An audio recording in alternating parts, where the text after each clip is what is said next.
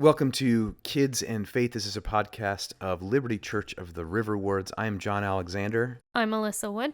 And I'm Stephen Wood. And the goal of this podcast is to encourage you in your ministry to little people in your life, to offer instruction in building up spiritually the little people in your life, and to fill you with shame, boatloads of shame, day after day. More of the same. not fill you with shame. That's our shtick. We're just kidding, guys. It's a joke. Conviction, though, that's the third thing. If this is important, we have to say, be encouraged, be instructed, but also let's go. God helping us and us helping one another. Bring a little conviction about things we might be missing and ways we can run the race of parenting and guardianship and caring for the children in our lives well. So, thanks for joining us again. I believe this is episode 4, and today we're going to be talking about leading worship in the home, facilitating family worship. I read a pithy quote used kind of awkwardly that maybe some of you have heard before. It goes like this: the family that prays together stays together. But then the author said, you know who said the same thing? All of the priests of the Canaanite fertility gods that were around Israel. So it depends on what you're praying about and who you're praying to. So that's not something I think a whole lot of us are doing in terms of worshiping Canaanite fertility gods. But all that is to say, worship matters, yeah, but we worship a gracious God who's revealed himself in Jesus Christ. And how does that gospel of grace itself inform how and what we're doing in family worship so that it doesn't just fill you with boatloads of shame? So with that, Stephen and Alyssa, we have kind of two main things we're going to talk about today. There's a big question out there we wanted to address, and then offer people a path of what others in our church and other people we respect are doing in terms of family worship. So a big question we wanted to answer, and then a path. What's that big question that we were talking about before we got started? The big question, just trying to think through how some folks who are listening to this may respond to just the idea of family devotions. First off, it's like, even being in seminary, it's like seminary students, there's this universal understanding of like family devotions are really hard and we're not doing it as well as we're supposed to. So if there's ever like a shame topic, it's going to be this one, I think. So thinking through how folks could respond to it, and I think that one thing that folks could think is, I really want to make sure that my kids are free to choose to believe what they want to believe. And I want to be really cautious about shoving what I believe down their throats, about forcing them to believe, which that's not the question of family devotions doesn't direct that directly in some ways, but there's like fundamental assumptions to that question, I think, that are really, that touch on what we're talking about. So how would you all respond to that concern? And just one more pass at it again. That question that I think a lot of people have asked, and I know I've heard pastorally, is, should I really be telling my child what they should believe about God? Sub-questions, what does that do to their own motivation to come to faith? Doesn't some of this have to happen internally? Shouldn't there be some discovery?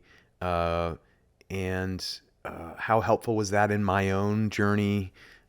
Stuff like that. Is it a little tyrannical even? Right. Like this is what you have to believe because mom and dad or grandpa or uncle or aunt believes it. Yeah. I think that it's a question that it should be challenged on the one hand, and also there should be tons of compassion. So briefly, because I want to hear what you all think of it too. It should be challenged in the sense that we are going to be teaching our kids something about God or the lack of God. And by that I mean, like in the biggest sense, like we are going to be instructing our children about what we value most. Do we value more than anything else finding our own way in the world, or aligning ourselves with Jesus' proclamation of the kingdom of God and the beauty of the come and follow me discipleship that we read about in the Gospels and that's worked out across the epistles of the New Testament? Do we want to say the story of what God is doing through his church is the most important thing in our lives, or do we want it to be something else? It's something is going to fill that gap. And even if we say you have to figure that out for yourself, is that the vision of the good and healthy life that we really want to pass on? Find for yourself the answers for these big questions, or compare as many as you can. And even like, is it that valuable to raise somebody saying, how do I put this? What's better? Being raised by somebody who believes thoroughly something, or by somebody who kind of intentionally withholds that part of themselves and says, you believe whatever you want. You know, I was raised, I went to college at a fairly progressive state university, and I knew a lot of the subject I was studying, particularly in the humanities, were kind of outside my worldview, kind of like a closed universe where God's not intruding in the accidents of history and how we come about knowledge and how we understand ourselves in the world. English classes, history classes, certainly like intellectual heritage classes. Big reveal, Temple University, go Owls. I have often looked back and said, I prefer that, even though I subscribe to a classical Christian worldview, to having like a feigned worldview put in front of me of like a professor or series of professors who said, I'm not going to tell you anything about what I think. Here's just some stuff without conviction at a distance. I actually found it more helpful to be instructed by people who had some conviction behind what they were teaching, which in many ways was aside from what I believed. But then you're really coming up against somebody. You're coming up against their head and their heart and their words in a way that I found really useful, because I felt like I was dealing with a whole human being I could relate to. So I say all that to say, I want to challenge the idea that we shouldn't share our deepest commitments with our kids, because you are going to on the one hand, but also I don't think that's really what you want. I think you want to show something of yourself to your children. I think you want to be inviting them into those deeper wells in your life and showing them how you work and how, my goodness, how you find hope, how you keep going, what faith anchors you, and what story you're a part of. I just think this is the rich stuff of life across the board.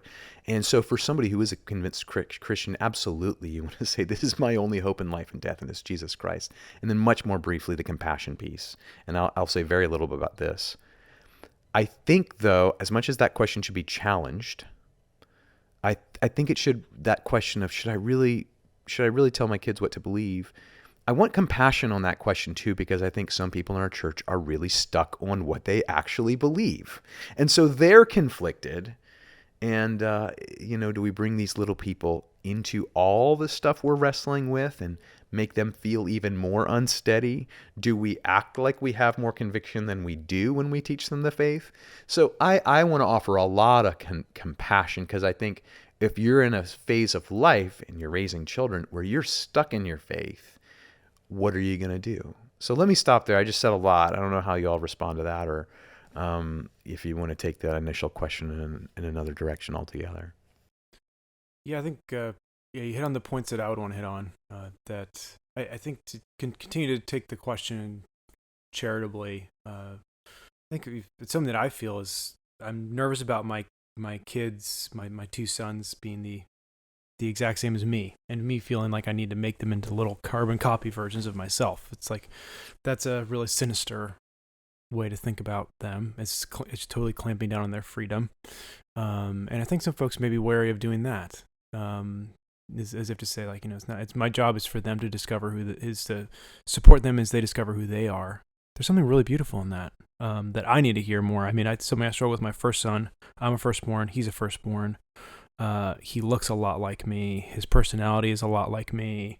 It's like my 50-year challenge for the next 50 years is telling myself that he's not me. He's not me. He's not me. And at the same time, like we have to, like, kids learn through seeing what their parents do and copying them. Like, we do that from small to big things, right? Like, kids need to learn how to brush their teeth. Like, it is fit. As a parent of 2 young boys, like, I am amazed at how they just don't know how.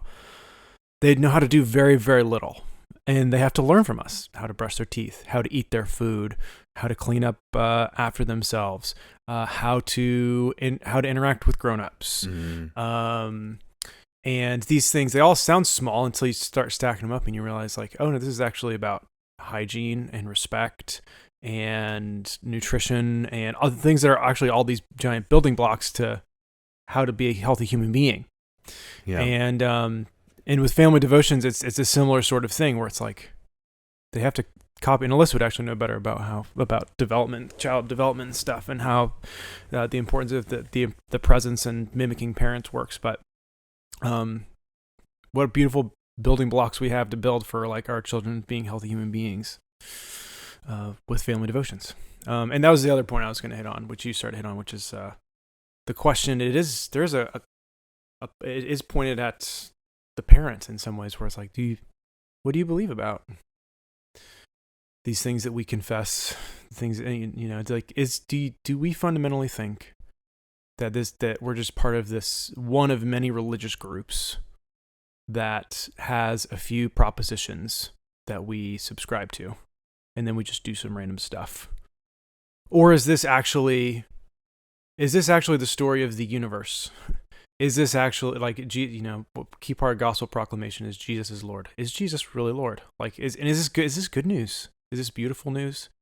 Is this something that we want to be a part of joyfully? Like, if it's the latter instead of the former, like, I think family devotion is kind of, their ways just is a no-brainer, where it's like, I need to hand this on to my kids so they can be full human beings.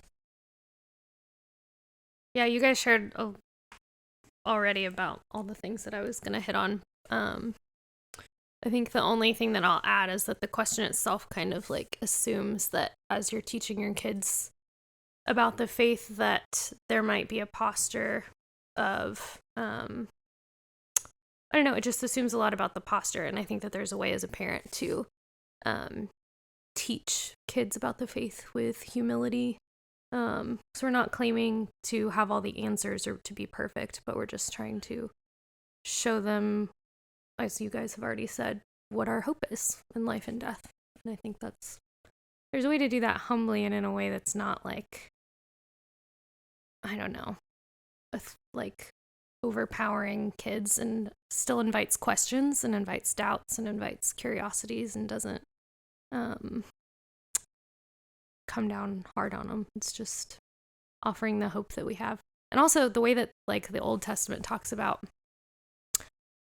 teaching your kids about what the Lord has done. It's almost like, it feels to me a little bit like teaching your kids your family history a little bit. Just recalling the things, like, there's, I think, Psalm 78, maybe 87, I don't know. Just, like, recalling what the Lord has done. And I think, family worship is a good way to do that. I really like, Alyssa, that note of humility too. Like, I think a lot of it behind the question is that anxiety, which I feel too. If like, is this, if I tell my kid this and I'm wrong, like, what have I done to them? I'm not saying everybody feels that, but like, we're not saying we have all the answers. Right. We're not even saying that for sure our interpretation of everything should be unquestioned for life. Right. But, in hearing how you put it, I was even backing up to think about the recent sermon on John 3 and what it means to be born again and born from above and how the Spirit blows. And one of the applications of that sermon that I was chewing on a lot and brought to the congregation, which I think is pretty clear, is when we're seeing somebody else come to faith, we are not making something happen. We are showing up to what God's already doing. And it's not an accident that we're in these kids' lives. So here they are. We're showing up to what God's already doing. And that should also take a little bit of the pressure off. Instead of saying, in my instruction of this child, I will do this like an edifice that can never crack, and I will be able to boast in the work of what I've built. Mm-hmm. No, Right. not at all, actually. We're showing up with some confidence of what God will do in their lives, not showing up in anxiety of what he might not do. And we're saying, this is what we really believe. And this is where we found hope, saying, if the Lord is going to bring this child into resurrection life, and they're going to be born again and come to faith in the living God, that's on him. And our job's to point to him. I think that relieves a lot of the pressure of that very question. Of course, it still does assume some faith. I wonder what listeners are thinking about this question. I think it's a common one. I don't want to disrespect or disregard the question because I think it comes from a real place. But maybe we can let that be enough for now and see how it comes back to us if there's other questions. As we move on towards like a path of what people are doing that we respect and worship, Alyssa, since Stephen and I went first with the first part of this episode and said a lot and left you the crumbs, I would love it if you went first and shared. You have, I think, a lot more to say than either of us on what children can receive, as best we can tell, observing them, at what age, and how to major in different things at different ages. Before we get into maybe some of what your family's doing, what my family's doing, and other people we respect are doing, would you be willing to just give us some pointers to hang some things on about, like, if I have kids this age or this age or this age, what can they take in developmentally as we think about leading them before God? Yeah. So I am going to direct folks to, it's kind of text heavy, so I'll just direct them to the PDF so that they can look at it. But Lifeway Kids put out a helpful PDF that describes developmentally what kids can catch on to theologically and what you can expect them to glean from the things that you want to share with them. But yeah, just on like a more personal note, I think it would be helpful for a parent just to kind of like pay attention to what kinds of questions their kids are asking, and if there's a resource that you're using that's not working, because it doesn't feel developmentally appropriate. You know your kid and you know your kid's capacity. We're in this is getting in a little bit into the next topic, but we're in a kids storybook Bible that's a little too heady, I think, for where our boys are at, and the pictures even aren't really age appropriate. They're kind of like abstract and don't help them like remember the story. But yeah, I think it's just the question itself. It's important to know what your kids are catching and to try to do it in a kid-friendly way. But I would say the opposite of that is there's some stuff that's like too watered down for kids, and it actually like thinks that they are not developmentally able to catch on to things that they actually are able to catch on to. Like our kids have more like children's literature memorized than scripture, because we've just read a ton more books and we've read straight up scripture. We do like storybook Bibles more than like reading Psalms aloud, for example, which I'd love to get into doing the latter more. But all to say, there's like some Psalm books that we've read with our kids that are paraphrased unhelpfully, and they can actually like catch more than we give them credit for sometimes. So it goes in both directions. Yeah, that's like your kids, their capacity, but like it is worth saying, like, kids have a higher capacity for remembering details and memorization than we usually give them credit for, I think. I think they have a bigger capacity for memorization than we do. Yeah, they do, I think. But I just go back, just think back to when you were a kid, when you were 8 years old, 9 years old, 10 years old, or a teenager, and like some of your interests at the time. and you'd be like, for me, I was just talking to someone about this today. I was really into Pokemon when I was a kid, and there's something that I still really like about Pokemon. I still could pick up my Game Boy every now and again and play it, the OG versions. And there's like hundreds of different creatures that have different stats and attacks and types, and there's gym leaders, and they all have their different names. And like I was, as like an 8-9-year-old, like I may as well have tattooed it onto my arm. Like I knew it so well. Or like kids reading, or something else for me is like reading fantasy books when I was a kid, Harry Potter or whatever. Like it just sticks to you. And the same, like the kids actually like the thickness of the details. And I think it goes with that way with sharing Bible stories too. Like kids can catch more than we give them credit for. But I don't know. I don't know if we should start talking about like what we do yet. And I don't mind naming the book that we think is good, but not the best. But. Well, one more thought on that point. I think it goes right into your point. We were meeting with a helping professional for one of our children, with some developmental stuff. And one of the things we did as she was getting to learn our family was just watching us play and read. And we were reading a book. I do not remember which one it was, but we came across a phrase that I thought would be difficult for them to understand. And I paraphrased it and kind of explained it. And she later on said, I noticed you did that. Why'd you do that? I said, well, I don't think they could understand. She said, don't do that. And maybe she was just speaking to our family and that child. But the point was, that was an opportunity. And, she knows kids way better than I do. And she's like, it's actually good to help them wrestle with that. And a lot of them are even looking to do that. And if they get stuck, you'll be there with they ask. But you'll be stunned by how much gets through. To your point, Stephen. Yeah. But yeah. I mean, it doesn't have to be much ceremony to it. We can just roll out what has been working with people that we know and love who are wiser than us. But then also where our families, we don't mind sharing, found some things that work and found some ways that we're stumbling. Sure. So yeah, go ahead.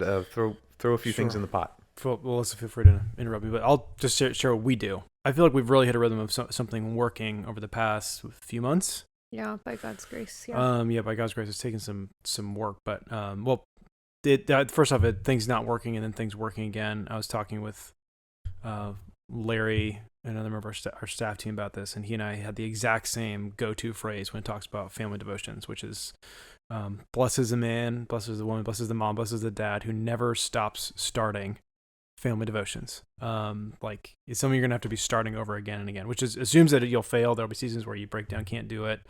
Maybe long seasons, long spells where you don't do it, and then you have to go through the gruesome work of starting it over again. Like we've had to do that, and where we're at now, what has been working for us. Our boys are age 3 and 2, and bedtime is the best time where we're all together as a family, and we have some time to all talk and pray together. And this is simply what we do. We climb onto mom and dad's bed to read books. They each get to pick 1 or 2 books that they like. We read them to them. And then we read a Bible story from the Storybook Bible that we're using right now, which is Kevin DeYoung's Storybook Bible, which it's good. Like Alyssa said, Kevin DeYoung is an author I'd recommend for just about anything. He has a really funny, dry sense of humor, which doesn't connect with kids very well, in my opinion. But I think it's just meant for an older audience. I think it's a few years older than ours. It's not a toddler. And to Alyssa's point, that illustrator though, right. The illustrations, it's really abstract. It's really, I mean, it's beautiful. Illustrations are beautiful. It's really, you want to frame it, but you're like, kids, I can't. For kids. I can't see. It's like looking at those old digital pictures where like the sailboat's hidden. And you gotta see, you gotta like look at 3D art. Right. It's like it's not quite that level, but it's like, wait a second, what's going on here? Mm-hmm. I gotta see, and then like it manifests itself to you. Like my kids probably don't have a prayer, but but I might be selling them short. And to your point, so might you be. Maybe Michael and Jeremiah might come up to you and say exactly what they saw that you missed in the picture. So yeah, maybe you all should try to practice what you preach. Maybe we should take them to the PMA and just go to the abstract expressionism exhibit and just be like, tell us, kids. That's right. But That actually sounds like a lot of fun. it's been we're working our way through it. I don't want to stop. It's good enough to keep using. I don't want to badmouth it too much. Oh yeah, no, I don't want to criticize. Yeah, it's just not. Yeah. Kevin DeYoung Children's Bible. Yeah, it's children's storybook. I can't remember what it is. Crossway's the publisher, but it's easily search engined. It is. I think it's called like the greatest book. But those Bible stories, one thing that's great about them is they're short. I read through them in the course of like 4 minutes. The boys have reached a point where they get excited about Bible story and will sometimes chant one more story. Yeah, it's definitely, we've kind of pitched it as like story time's over, but if you want one more, we can read the Bible. And it's like, we get one more story. Yeah. And it's become like, it's become part of the routine. Yeah.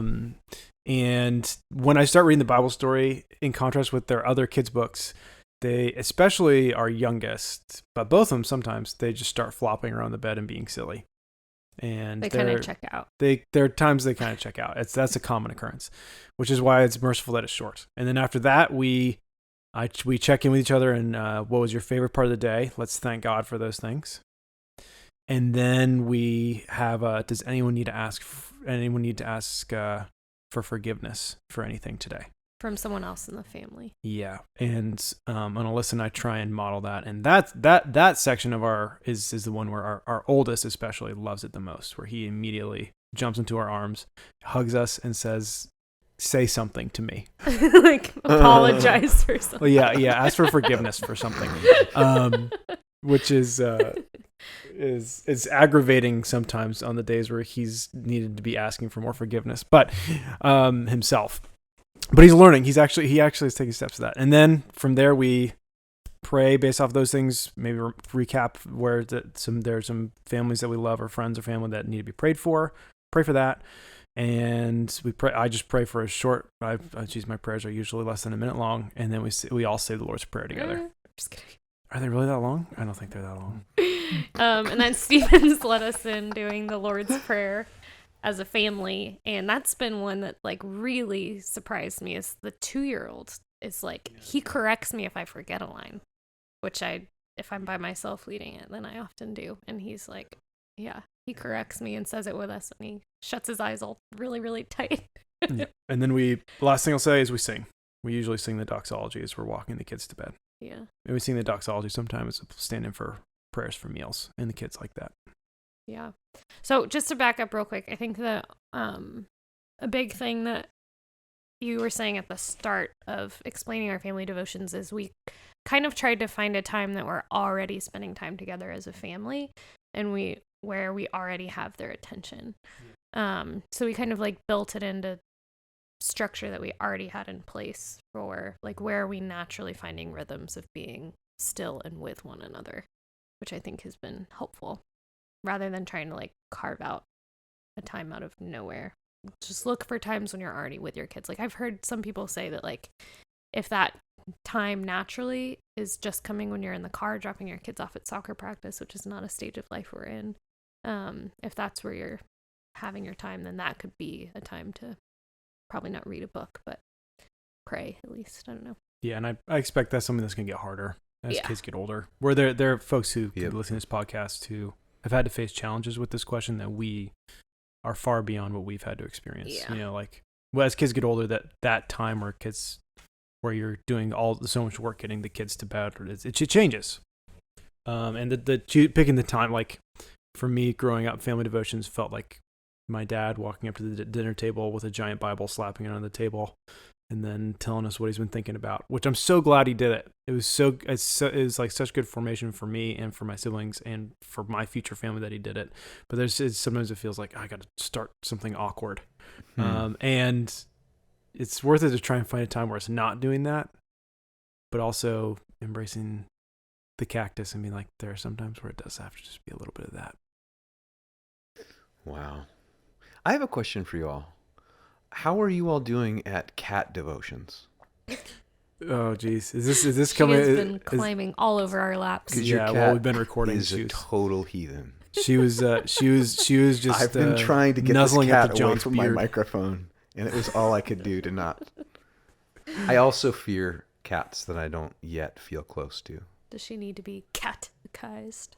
Oh my goodness. Oh my. Good for you. Yes. No, this podcast Yes. is now complete with that pun. Don't worry about putting your faith on your cat. It's okay. Eponine. Yes. Named after, this is second act, Les Mis. Yes. Yes. Thank It's a you. terrible I think- cat name. Way too No, many it's syllables. It's not. fine. It's It's got not terrible. it's got its nickname.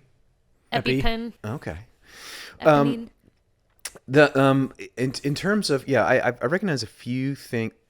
Let me just say, hearing you all share about what you do for human devotions, it's hitting on a note that I say a lot, not because I'm wise, but because I see the wisdom in other people. If you all are in your early 30s going on mid 30s, early 30s, right? Late 29. 20s. Late 20s, that's right, and early 30s, Stephen, yeah. I'm early 30s. Yeah. And you have kids of a certain age, 2 and 3. You know actually more about discipling 2 and 3-year-olds than I do, because I've forgotten. And even you might know more than I ever did, for that matter. But I just don't know. So this is all those out in radio podcast land as well. Like, don't underestimate the wisdom you have just because this is the life that's right in front of you, and don't underestimate the power of going to one another, and maybe even expect to be a little disappointed when you sometimes go to people with gray hair, or I've like 7 gray beard hairs now, or to me. And you say, what do you do with a 2 or 3-year-old? And I give a way weaker answer than Stephen or Alyssa does, because it's where you're living right now. And same thing, frankly, for marriage conversations. There are many aged, wise marriage counselors, and yet they're going to give you different kind of wisdom than other people who are in your exact same station will.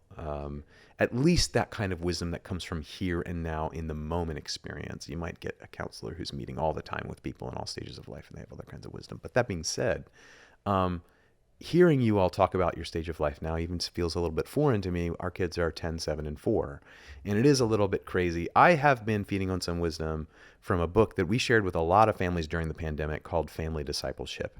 And it was written by, it was dual authored by Matt Chandler and Adam Griffin. I don't just mind saying it's a little weird right now to recommend a book by an author who's a little bit, he kind of had to take a break from his ministry for a personal failing.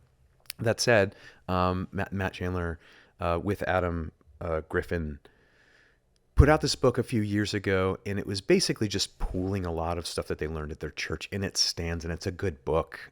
Family Discipleship. It's the best book. The best books to me are short books. I often say most books should be articles, and tragically they're not, because publishing companies have to exist and support families and directors and book critics and authors who are looking for platforms. That said, this is a book that it's just about as long as it should be, and it doesn't just talk about what you do in family worship time. It talks about family worship all the time, like finding time. So that's the first thing I say. I'm finding out now more as our kids get older, the questions that come out. Dad, why don't other people not go to church? Dad, what about people who never hear about Jesus? Those are verbatim questions. They're out there. There may be common questions for people to ask at some point. They're coming to me at like bedtime and in the car and at dinner times, and it's like, okay, this is just my life. So it talks about, the Family Discipleship book talks about those moments in a very helpful way. One that came out when we were coming back from vacation this summer, we were talking about church because we weren't at our church. We were away, and we were talking. We went to another church, and we were talking about coming back to our friends at church. And one of our children just said to my wife, "Mom, are you a Christian?" Because we talk about Jesus a lot, we talk about discipleship a lot, we talk about church a lot, we talk about prayer a lot, we talk about God a lot. But I guess that word around this child just hadn't been said, Christian, a lot. And Karen said, yes, that's what it means to believe in Christ, to belong to church, to Jesus's church and to be becoming more like Jesus. It's all wrapped up in that. And then she said, "Are you a Christian?" And this child said, "I don't know. I don't think so." And so in my heart, my heart just drops. And in my head, I said, "What? What?" No, oh, well, and I don't like that happened. A faithless moment for me. But it was, okay, what am I learning about this child? And what does the grace of God mean for this moment? I mean, those moments, I'm not saying they don't happen when you're 2 or 3, but they happen a lot more when you're at 10, 7, and 4 stage. And it just makes you go back, and it changes my prayers for a week. And it changes the questions I bring to the scriptures when I'm reading them. And it makes me want to go and ask other people in my stage of life, have your children asked these questions that you don't know? All that stuff is just the good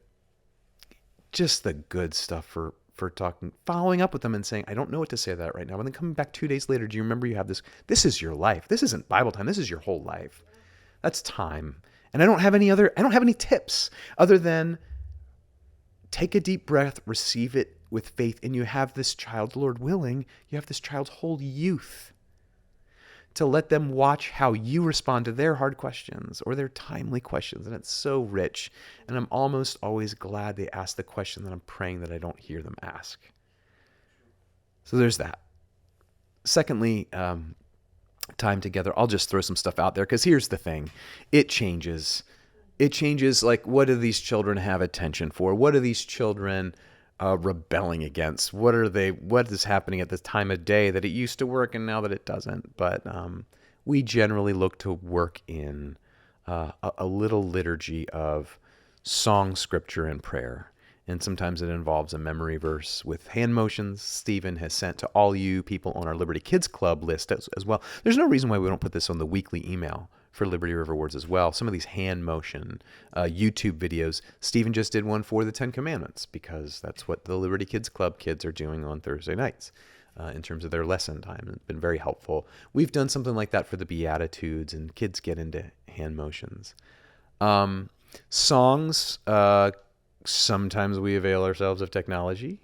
Not sorry. We love Rain for Roots.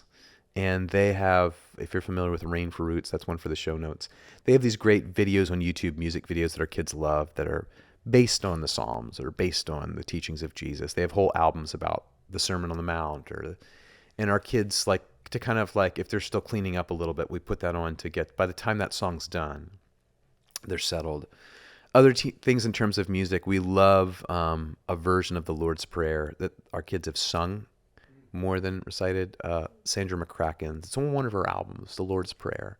Our Father who art in heaven, if you know it. We've done it at church. We should probably do it more. Maybe we'll do it. It's Kids Sunday this Sunday. Maybe we should, one of these Kids Sundays, we should bring it out. Other things that we've sung is just kind of like something seasonal, like during Advent. There's a few songs that we do. So singing, on the point of scripture, we have always loved the Jesus Storybook Bible. We found it very helpful. I have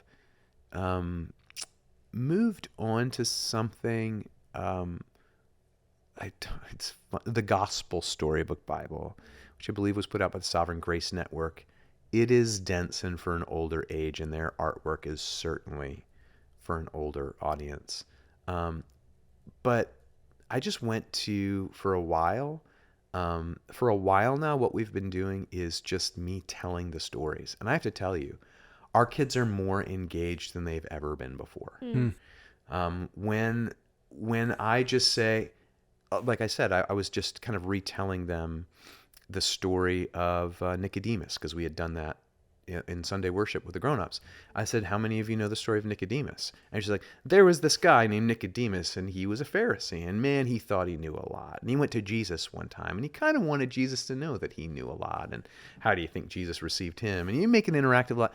But, any story where you're telling instead of reading off the page and you're making eye contact, telling the story and not reading it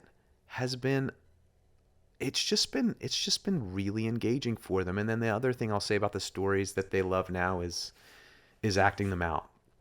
So anything that's story formed, Jesus the disciples. It's a little bit different in the letters when we're in epistles, but Old Testament narrative, New Testament narrative, they want to act it out. Deb Carrera, who's at Urban Worship Center, our partner church in the building, her brother Ben actually started a theater for families to get together and act out scripture, and it's in way. Upper Darby. Oh, that's And awesome. no offense, Ben, if you ever listen to this, I met him one time. I said, that sounds like an interest. I'm just not interested. That sounds like something I am not wanting to do. Until my kids became 10, 7, and 4, and they only want to act out stuff. It is incredible how much they want to. So these are just some ideas from us. In terms of prayer, so that's beautiful, Alyssa, Stephen. Something you're grateful for, something you need to confess, and something you need. And then one thing that we've done, by the way, folks, this is a grab bag. I won't lie to you and say we do all these things all the time, but I think I shared one time, Joe and Christine Marlin had a rhythm with their family, church planners at Epiphany Church, Gloucester City, where they wrote down the names of everyone who they knew God had called them to pray for, everyone, on a popsicle stick. And they put all those popsicle sticks in a jar. And they had another jar so that they pulled one whenever they had a family worship time, and it had the name of somebody they'd pray for. And then they put it in the other. It was like a discard pile. Yeah. And then as that one got filled up, the one became empty, the other became full, and then you worked through it again. We did that with the one changed. On the other side, we put in Nation of the World. Oh. And that's been teaching our kids, I hope, to pray for the world, but also they want to find it on the world, on the globe, and then go back to it. So that hasn't happened in a while because the 4-year-old got a hold of the sticks and they scattered. Classic. They scattered. So we need to get working on this. And frankly, there's been so many people that we need to probably add to that we've encountered in recent years. It's been years since we put together that pile. So yeah, in terms of the moments, that's the study. The last thing that is in the book, Family Discipleship, that's really neat is they talk about milestones, and they talk about like things in your kid's life where it just makes sense to like celebrate it. Like maybe a kid finishes elementary school, or they turn double digits, or they take the Lord's Supper for the first time. Yep. In our church, we try to set them up with that through a catechism class, and then they receive communion for the first time. We try to make a big deal out of it. And I think actually you all have done a great job in our church, particularly you, Stephen, like making that a celebration. So those three things together is like just the moments, then the time, then the milestones. I just like all that's how that book, Family Discipleship, breaks it down. So I've been trying to follow that. The last thing I'll say in terms of, but how do you actually do this? I'll be honest with you, sometimes a week passes and we don't do it. And there's all kinds of reasons why that happens. I will share with you our goal.